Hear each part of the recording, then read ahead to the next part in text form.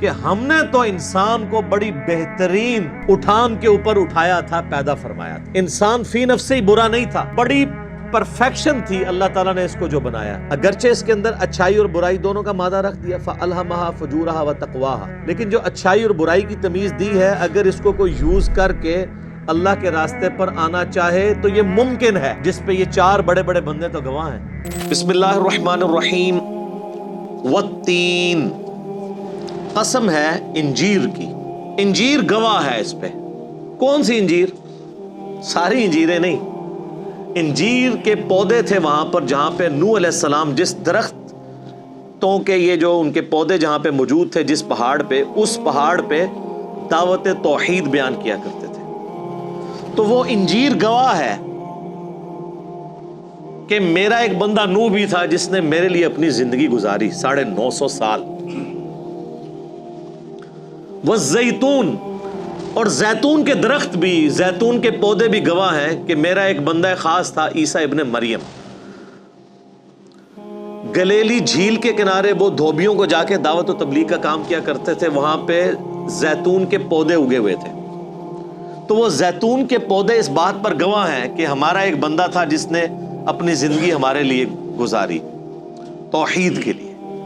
یعنی انسانیت کو جن لوگوں پر ناز ہے، اوورال تو انسانیت میں اکثر بدکار ہی ہیں، لیکن فی نفس ہی انسان برا نہیں ہے۔ اللہ تعالیٰ کی کریشن کا کلائمیکس یہ والے انسان بھی ہیں جن پہ مخلوقات بھی گواہ ہیں کہ انہوں نے اپنی زندگی خدا کے لیے گزاری کمٹمنٹ کے ساتھ۔ اللہ از دا ٹاپ پرائورٹی، اللہ کو ترجیح اول مانا۔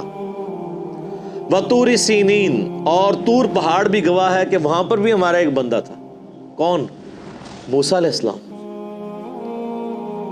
انسانیت کے ایک اعلیٰ ترین مرتبے پر وہ فائز ہوئے کہ اللہ تعالیٰ نے کوہ طور پر ان سے کلام فرمایا۔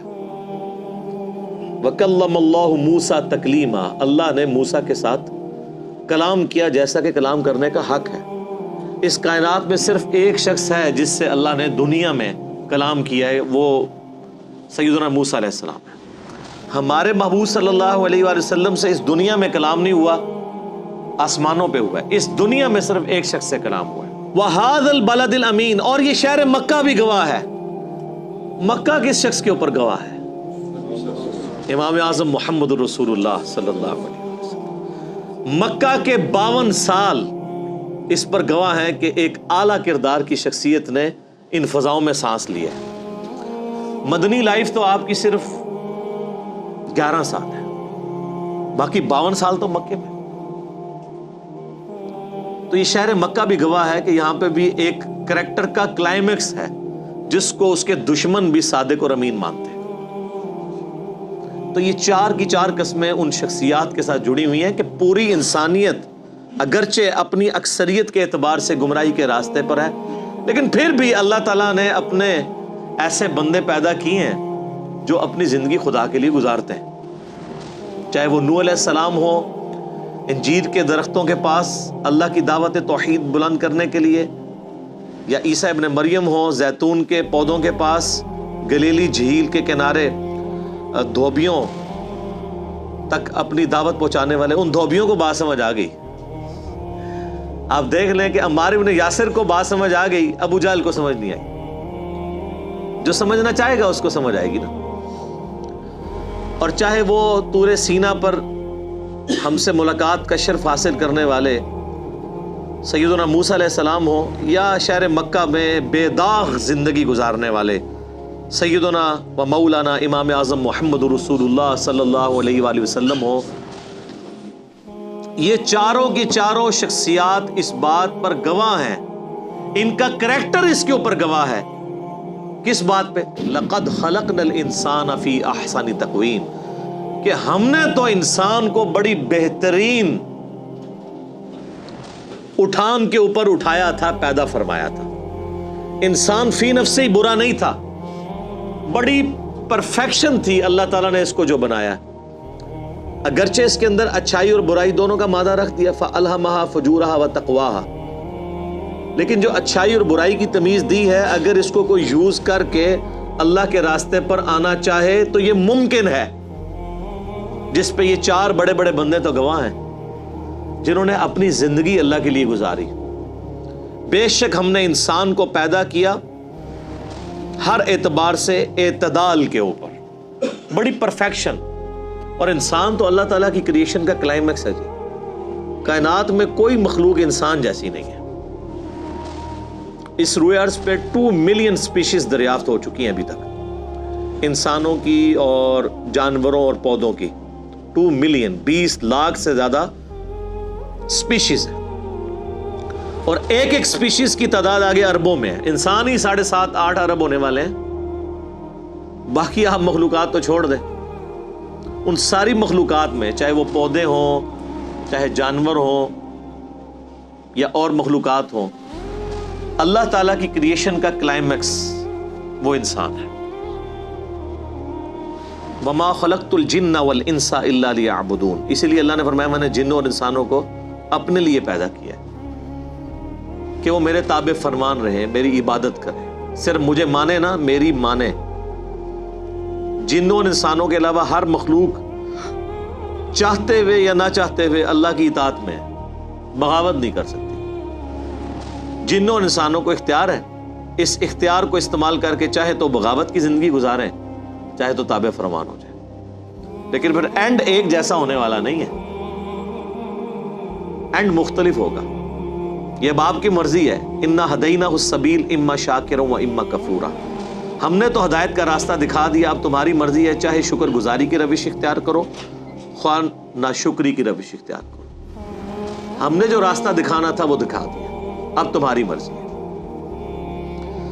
تو انسان کو ہم نے پیدا تو بہت زبردست کیا تھا, اپنی کریشن کا کلائمیکس بنایا تھا.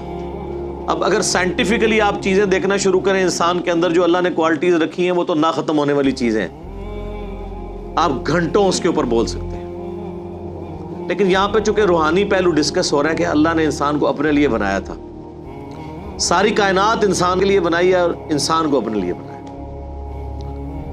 بڑی بہترین اٹھان پہ اسے اٹھایا تھا, لیکن ثم رددناہ اسفل سافلین,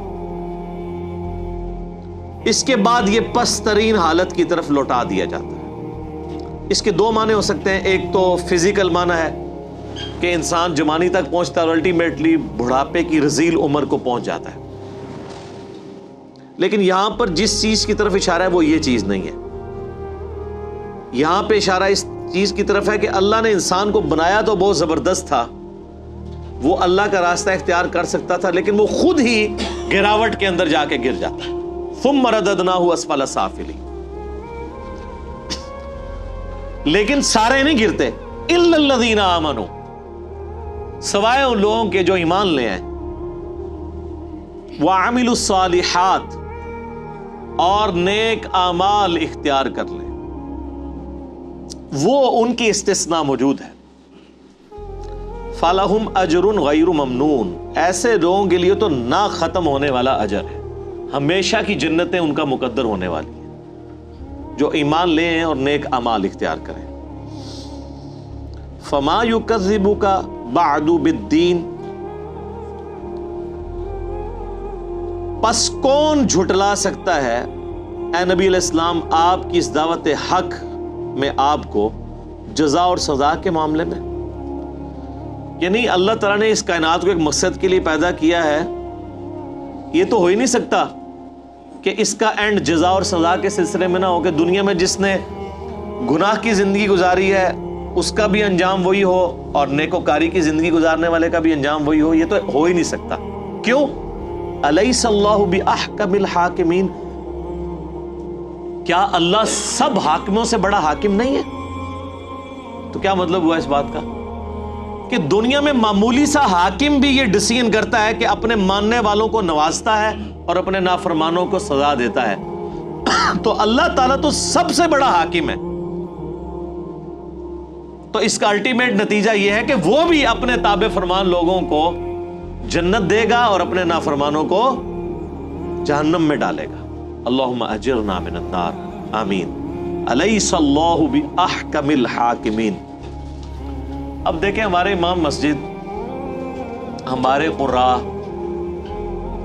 ہمارے علماء, ہمارے خطباء, یہ سورۃ التین اکثر تلاوت کرتے رہتے ہیں، لیکن آپ نے یہ جو 15-20 منٹ میں سورہ تین سنی ہے، آپ مجھے بتائیں اس سورہ تین کا کیا لینا دینا ہے اس سورہ تین کے ساتھ جو آپ نمازوں میں سن رہے ہوتے ہیں؟ ایون پڑھنے والے کو بھی نہیں پتا وہ کیا پڑھ رہا ہے۔